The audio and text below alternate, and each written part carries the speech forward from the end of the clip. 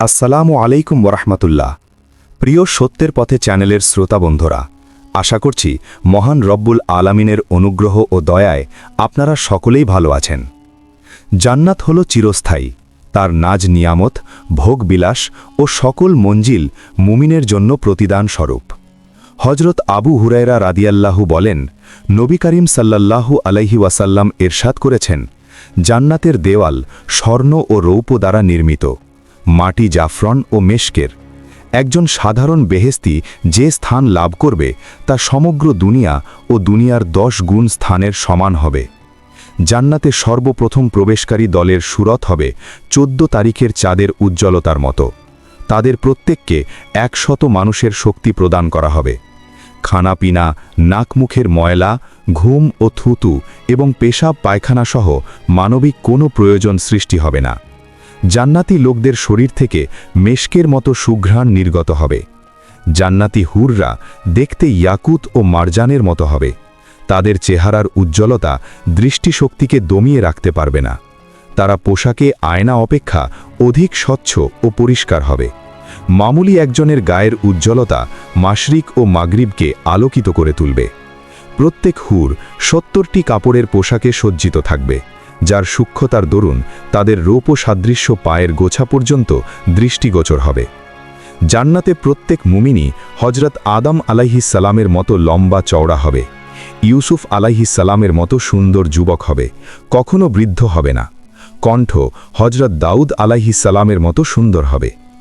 জান্নাতি মহিলারা সকল প্রকার হিংসা, বিদ্বেষ, পরনিন্দা, ঈর্ষা ও দুশ্চরিত্রতা থেকে মুক্ত থাকবে, কখনো অসুস্থ হবে না।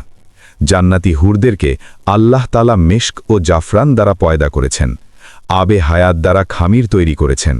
তাদের সৌন্দর্যের দরুন হাড্ডির শিরা উপশিরা পর্যন্ত দৃষ্টিগোচর হবে। বেহেস্তি পুরুষের জন্য আয়নার দরকার হবে না। হুরের সর্বশরীর, বুক, মুখ ও চেহারার নুরানি আলোতেই তাদের আয়নার কাজ হবে।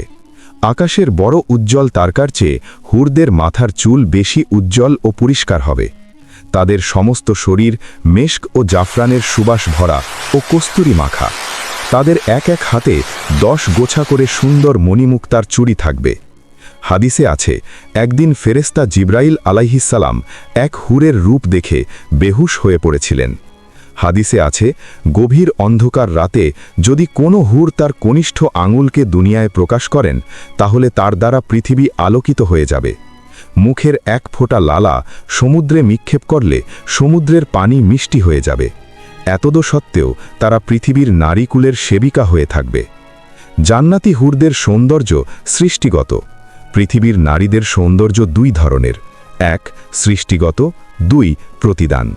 দুনিয়ায় তারা নানা ধরনের কষ্ট ক্লেশ সহ্য করার কারণে তাদের এ প্রতিদান। জান্নাতি হুরদের নিকট তারা দুনিয়ার সম্রাজ্ঞীর মতো এবং হুররা তাদের বাদী তুল্য। এক একজন পুরুষ বেহেস্তের মধ্যে 70-72 জন করে হুর পাবেন।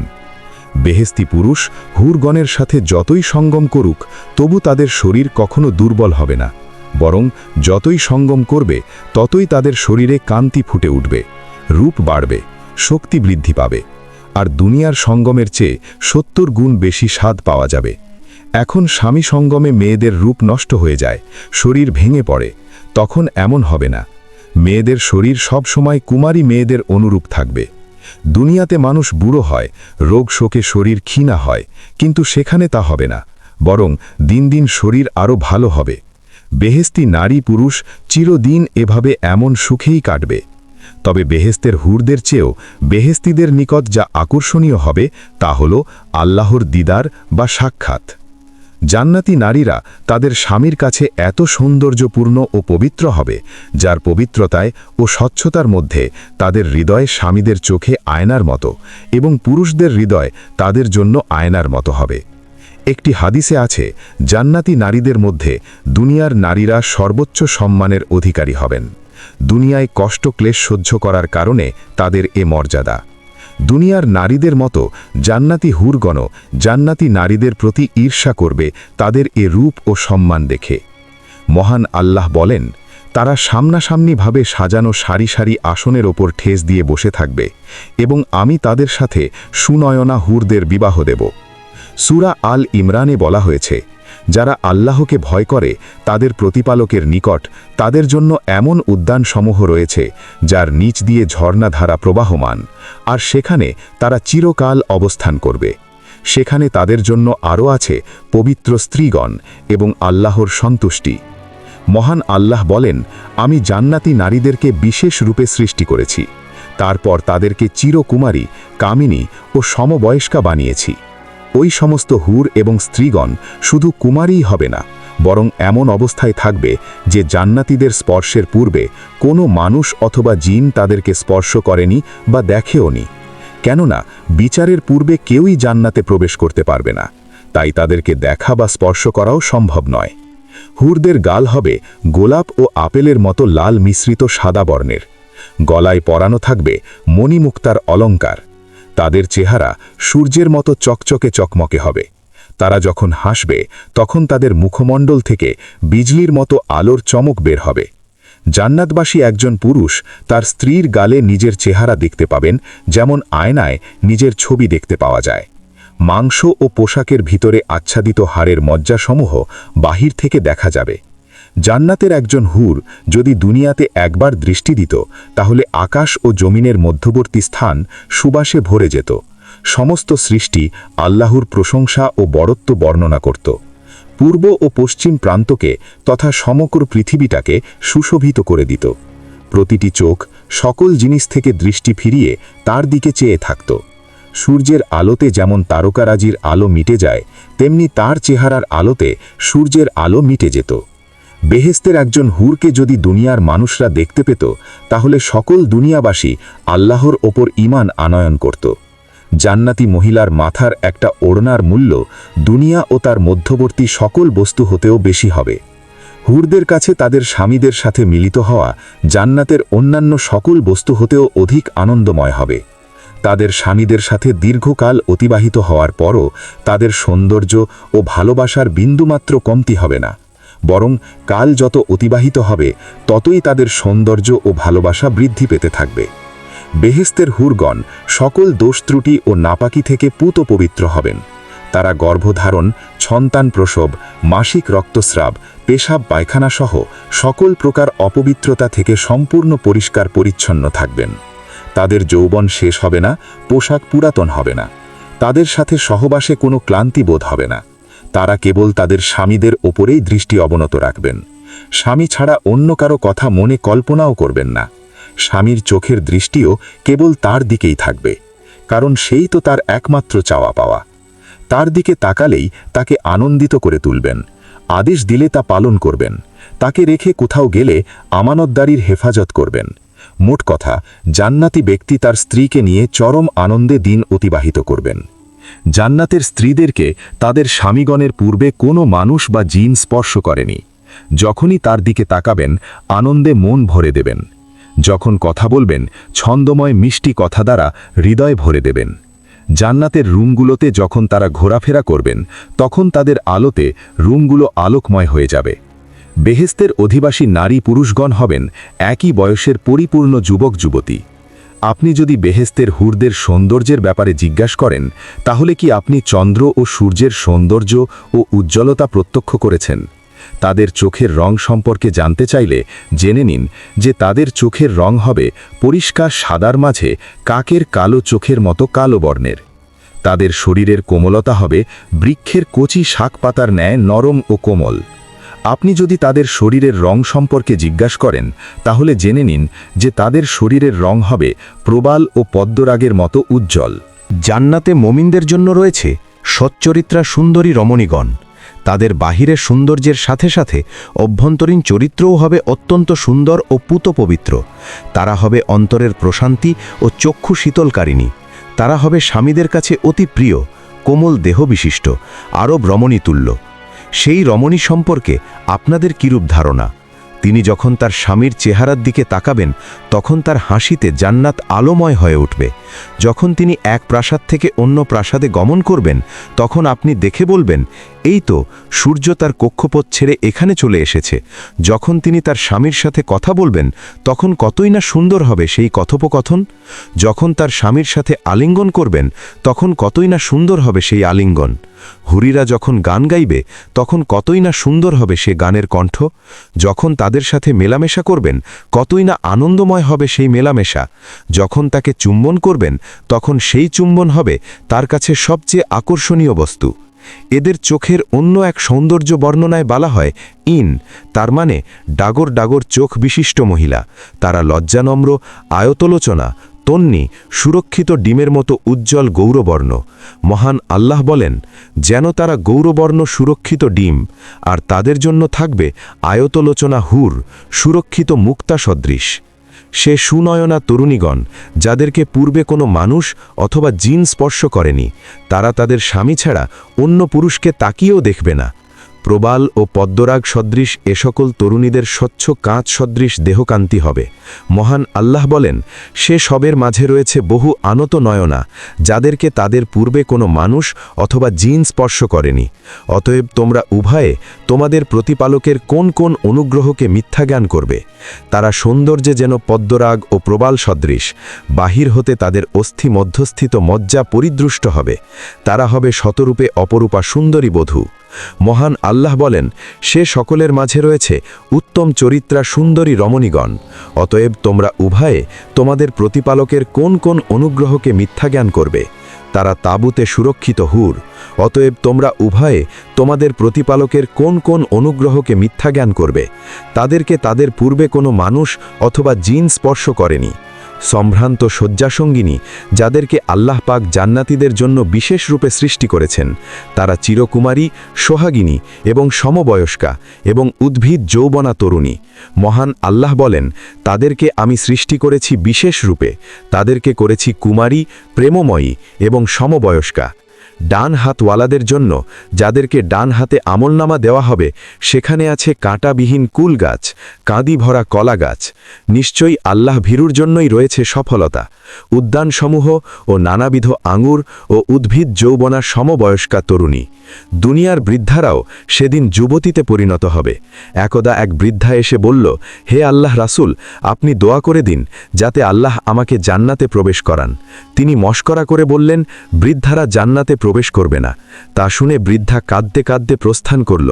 তিনি সাহাবীদেরকে বললেন, ওকে বলে দাও যে বৃদ্ধাবস্থায় ও জান্নাতে যাবে না, বরং সে যুবতী হয়ে যাবে। যৌবন পরিপক্কতায় সকল স্ত্রীর বয়স হবে 33 বছর। সকলের দেহ হবে ষোড়শীর মতো, যাদের বুকের উঁচু উঁচু সুডল স্তন যুগল নানামুখী হয়ে ঢলে যাবে না। সেই বেহেস্তবাসিনী রূপের ডালি, ঝলমলে লাবণ্যময়ী সুবাসিনী কোনো যুবতী যদি পৃথিবীর তমস্বচ্ছন্ন আকাশে উকি মারে, তাহলে তার রূপালক ও সৌরভে সারা জগৎ আলোকিত ও সুরভিত হয়ে উঠবে। অনন্ত যৌবনা এমন সুরমার কেবলমাত্র শীর্ষস্থিত উত্তরাণীখানি পৃথিবী ও তন্মধ্যস্থিত সব কিছু হতে উত্তম ও মূল্যবান। জান্নাতের এই হুরিরা বড় প্রেমময়ী। পৃথিবীতে স্বামীর কষ্ট দেখে কষ্ট পায়।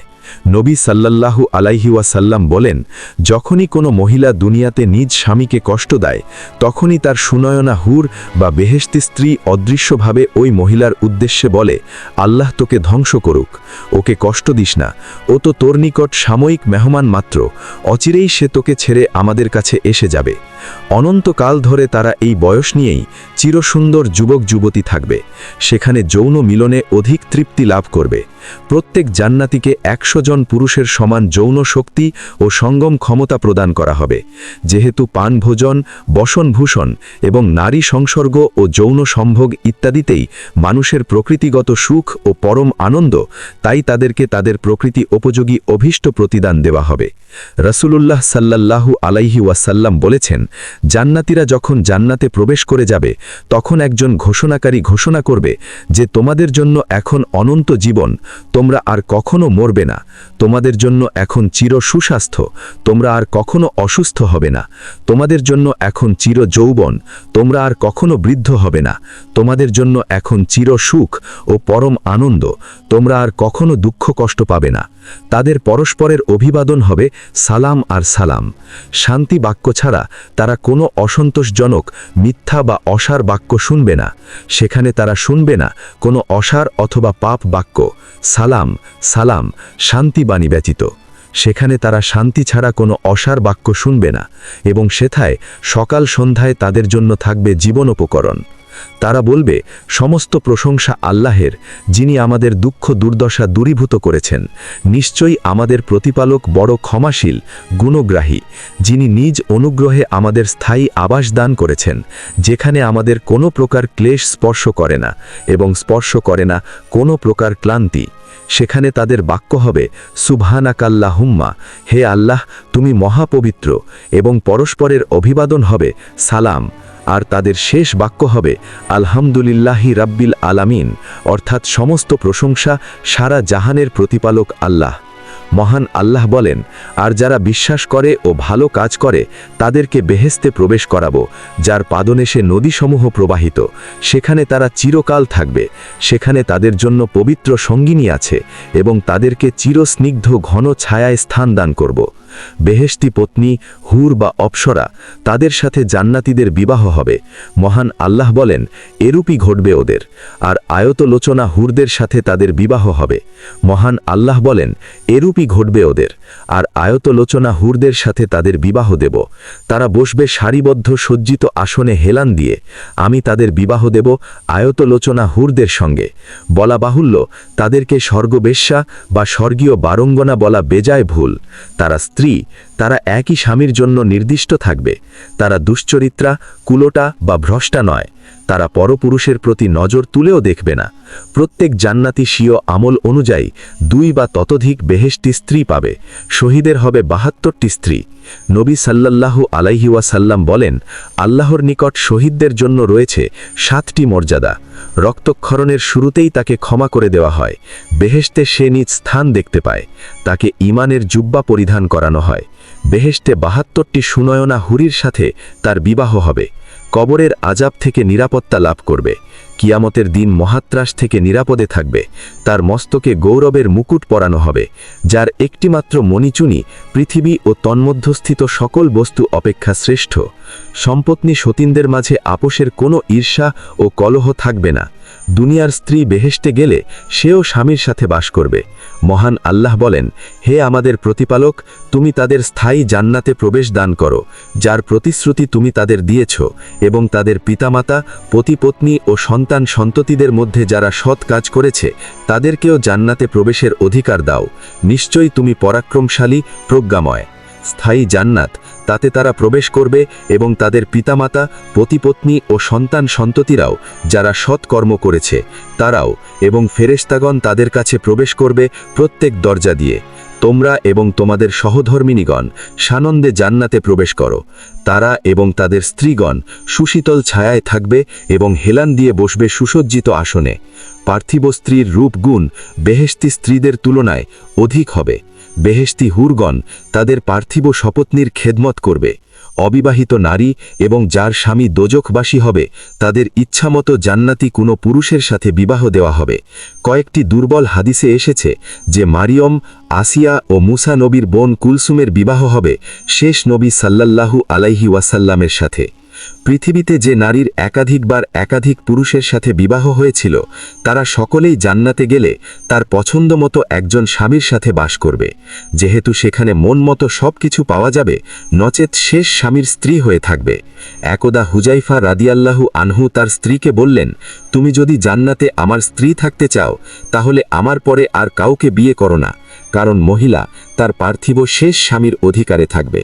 আর সম্ভবত এই কারণেই মহানবী সাল্লাল্লাহু আলাইহি ওয়াসাল্লামের ইন্তেকালের পর তার স্ত্রীদের বিবাহ হারাম ছিল, কারণ তারা জান্নাতেও তার বেহেশতি পত্নী। সকল স্ত্রীগণই সদা পবিত্র থাকবে। সেখানে তাদের কোনো প্রকারের স্রাব, মল, কফ, থুথু, ঋতু ইত্যাদি কিছুই থাকবে না। স্বামী সহবাসেও চিরকুমারী এবং অনন্ত যৌবনা থাকবে। বীর্যপাত বা কোনো অপবিত্রতাও থাকবে না। কেউ কোনোদিন গর্ভবতীও হবে না। অবশ্য কোনো জান্নাতীর শখ হলে তার ইচ্ছামতো ক্ষণিকে তার স্ত্রী গর্ভবতী হবে এবং সন্তান প্রসব করবে এবং বয়ঃপ্রাপ্ত হবে। প্রিয় দর্শক, আমাদের ভিডিওগুলি কেমন লাগে তা অবশ্যই কমেন্ট করে জানাবেন। এরকম ইসলামিক ভিডিও আরও পেতে চ্যানেলটিকে এখনই সাবস্ক্রাইব করুন।